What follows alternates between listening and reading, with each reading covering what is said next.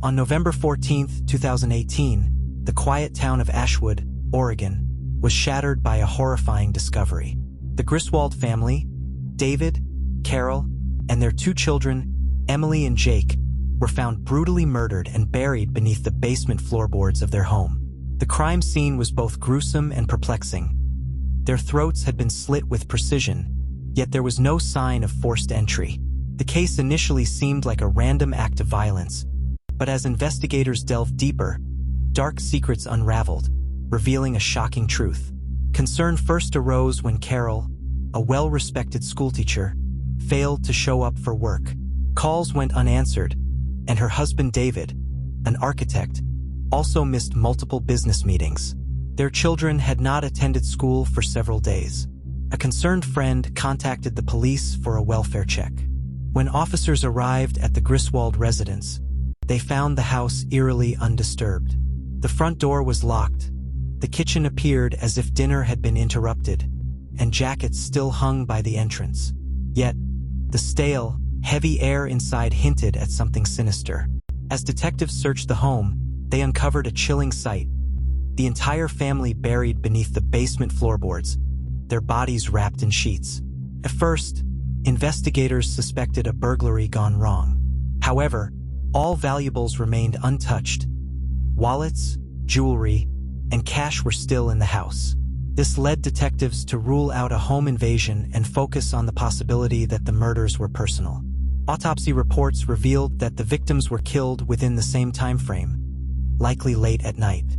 The cuts on their throats were precise, almost surgical, leading police to believe the perpetrator was someone with a steady hand, perhaps even someone familiar with the family. Digging into the Griswold's background, police discovered troubling financial discrepancies. Though David's architecture firm seemed successful on the surface, it was drowning in debt. Anonymous emails surfaced, accusing him of fraud and embezzlement. Carol's private life also raised questions. Investigators uncovered a string of deleted text messages between her and an unknown contact, hinting at a possible affair. Then came the biggest revelation: Emily's diary. Hidden under her bed, her final entries revealed a growing sense of fear within the household. "I don't know who to trust anymore," one passage read. "There's something wrong. Mom and Dad are keeping secrets.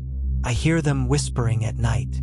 The breakthrough came when detectives traced multiple large withdrawals from the Griswold's bank accounts.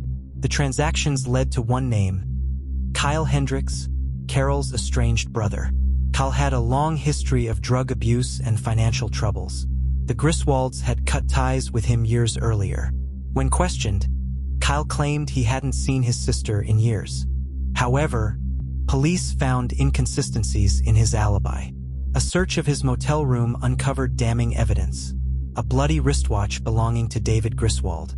Confronted with the evidence, Kyle broke down and confessed. He had gone to the Griswold home that night to beg for money. An argument quickly escalated, with Carol threatening to call the police.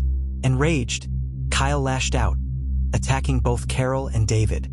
Emily tried to call 911, but in a panic, he silenced her and her younger brother Jake to eliminate witnesses. Realizing what he had done, Kyle meticulously wrapped the bodies and buried them in the basement before fleeing the scene. Kyle Hendricks was sentenced to life in prison without the possibility of parole. But for the town of Ashwood, the damage was irreversible. The Griswold home remained vacant, a grim monument to the horror that had unfolded within its walls. The Griswolds weren't just murdered, they were betrayed by someone they once considered family. Beneath the surface of their seemingly perfect lives lay secrets, financial ruin, and tensions that culminated in an unspeakable act of violence. The case of the Griswold family serves as a haunting reminder that sometimes the greatest threats come not from strangers, but from those closest to us.